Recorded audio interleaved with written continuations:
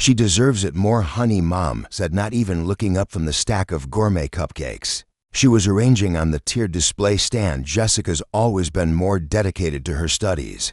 You've always had other interests." The casual dismissal stung worse than if she'd slapped me. I stood in my parents' kitchen, my medical school diploma still fresh in its frame, trying to process what I just heard. "Mom, we both graduated with honors. We had the exact same GPA." My voice was steady, but my hands shook slightly. "I don't understand why you and Dad would pay off all of Jessica's loans, but none of mine, Audrey." My mother sighed, finally looking up at me with that familiar expression of mild disappointment. "Your sister doesn't have a wealthy mentor like Dr. Flemington, taking an interest in her future. You've always had advantages." Jessica didn't. I almost laughed. Dr. Vivian Fleming was my research advisor because I'd earned that position through 80-hour weeks in the lab while Jessica was skiing in Aspen with our parents. The advantage had been working myself to exhaustion, while my twin sister received our parents' unwavering emotional and financial support.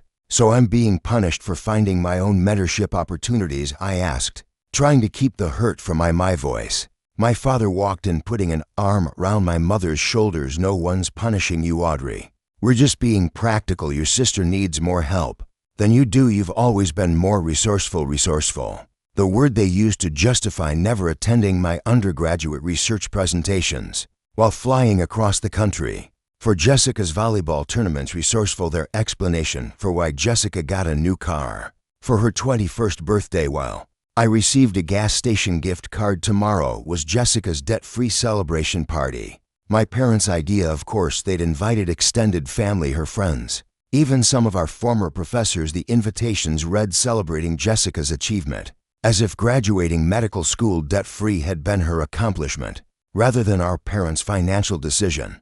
"I need to head out," I said, finally gathering my bag. "Early shift at the hospital tomorrow. Will you still make it to Jessica's party?"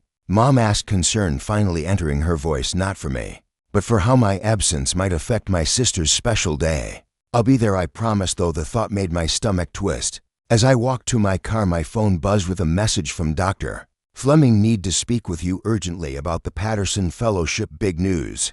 I stared at the screen, a cold realization settling over me. My parents' favoritism wasn't just unfair. It was about to become publicly humiliating, and there was nothing I could do to stop what was coming. My twin sister Jessica and I had been on oddly divergent paths since the moment we were born. I arrived first. She followed 6 minutes later, according to family lore.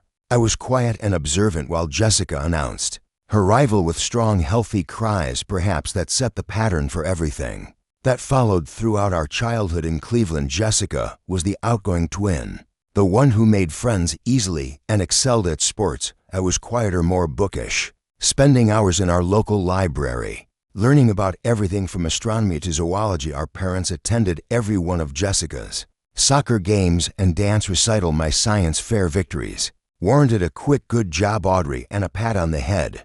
By high school, the pattern was firmly established. When we both announced our intentions to pursue medicine, our parents seemed thrilled for Jessica. For me, there were concerned conversations about the workload and whether I could handle the pressure. "Medical school isn't just about being smart, Audrey," my father had warned. "It's about determination and grit." Jessica has always pushed herself harder. The irony was painful.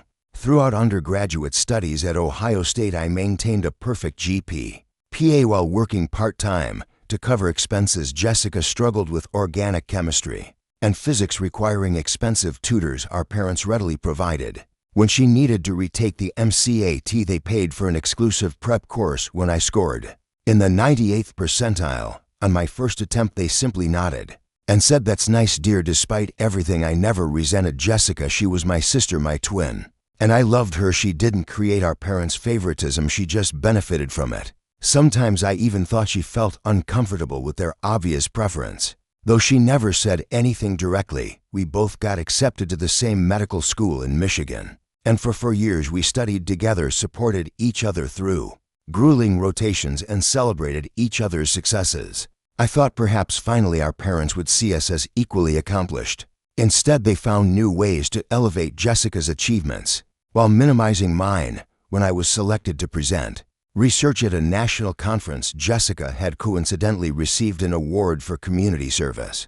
That same weekend, guess which event our parents attended, but everything changed during our final year when Dr. Vivian Fleming, a renowned neurosurgeon, took notice of my research on pediatric traumatic brain injuries under her mentorship. I flourished for the first time. I had someone who recognized my potential, who pushed me to excel not despite my personality, but because of it. You have a gift for research, Audrey, Dr. Fleming told me. Once you see patterns others miss, that kind of insight can't be taught. If only my parents could see me through her eyes. The morning before Jessica's celebration, I met Dr. Fleming in her office. She was a striking woman in her 60s with silver hair and penetrating blue eyes that missed nothing. Her office walls were covered with awards, published papers, and photos with medical luminaries from around the world. Audrey, sit down, she said, gesturing to the chair across from her desk. I have extraordinary news. My heart raced for weeks. I'd been waiting to hear about the Patterson Fellowship at Johns Hopkins, the most prestigious neurosurgical research position in the country. Only one graduating medical student nationwide would receive it. The committee has made their decision on the Patterson Fellowship, Dr. Fleming said, her expression carefully neutral. I held my breath. They've selected you, she said, breaking into a broad smile. Congratulations, Dr. Audrey Collins. You're going to Baltimore. Joy, disbelief, and validation crashed over me in waves. The Patterson Fellowship, the pinnacle achievement for any neuro researcher. Mine. I don't know what to say, I stammered. You earned this, Dr. Fleming said firmly. Your research on neurovascular regeneration after traumatic injury was groundbreaking. The committee was particularly impressed with your dual approach, combining surgical innovation with pharmacological intervention. The fellowship included a generous stipend, housing allowance, and most importantly, complete loan forgiveness. I would be debt-free just like Jessica, but through my own merit rather than parental favoritism. There's more, Dr. Fleming continued, her eyes twinkling. I've been invited to Jessica's celebration tonight. Your parents extended an invitation as a courtesy to faculty not knowing about our mentorship. I'd like to announce the fellowship news there if you're comfortable with that. My stomach dropped. I don't know, Dr. Fleming. It's supposed to be Jessica's night, and my parents might see it as me trying to steal her spotlight. Dr. Fleming's expression hardened slightly. Audrey, I've observed your family dynamic over the past 2 years. I've seen your parents at hospital functions, heard how they speak about both you and your sister. I understand your hesitation, but sometimes recognition needs to be public to be acknowledged at all. She was right, of course. If my parents heard about the fellowship privately, they'd find a way to minimize it or attribute it to luck rather than achievement. Okay. I nodded slowly. You can announce it. As I left her office, my phone buzzed with a text from Jessica. Mom's going overboard for tonight. It's embarrassing. Wish she'd put this much effort into celebrating both of us graduating. See you there, Har. I stared at the message, confused. It was the first time Jessica had ever acknowledged our parents' unequal treatment before I could formulate a response. Another text came through, this time from my mother. Don't forget business casual for tonight. And please let your sister have her moment. This is very important to her. The contrast between the two messages was jarring. Perhaps I had been wrong about Jessica all along, and perhaps tonight would reveal truths my parents had been avoiding for 26 years. Just Jessica's debt-free celebration was being held at an upscale restaurant in downtown Detroit. My parents had rented out the entire rooftop terrace, an extravagance that surely cost thousands. As I stepped off the elevator, I was greeted by a large banner reading, "Congratulations, Dr. Jessica," with no mention that there were in fact a Dr. Collins in the family. Now I smoothed down my navy blue dress and took a deep breath. This was Jessica's night, regardless of what Dr. Fleming planned to announce.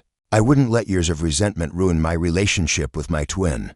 Audrey. Jessica spotted me immediately, breaking away from a group of relatives to rush over. She looked stunning in a silver cocktail dress, her blonde hair identical to mine in color, but cut in a trendy bob, while I kept mine long, styled perfectly. Thank God. You're here. Aunt Patty has asked me 5 times if I have a boyfriend. Yet I laughed despite my nerves. What did you tell her? That I'm married to medicine. But if she knows any eligible neurosurgeons, I'm taking applications. Jessica linked her arm through mine. Seriously, though, this is ridiculous. Mom invited half the medical school. Dean Wilson is here. I scanned the crowded terrace and indeed spotted the dean chatting with our father. Wow, they really went all out to all out. It's mortifying, Jessie.